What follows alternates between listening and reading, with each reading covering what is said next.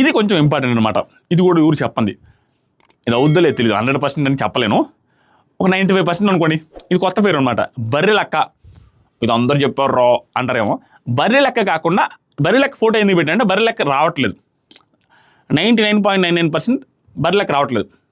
So బర్రె లెక్క photo ఎందుకు పెట్టారు ఓడాలంటే బర్రె లెక్క రావట్లేదు అని చెప్పడానికి, దాంతోపాటుగా అక్కల బర్రె లెక్కలాగే వేరే అక్క రాబోతుంది అనేది చెప్పడానికి చూస్తున్నాను.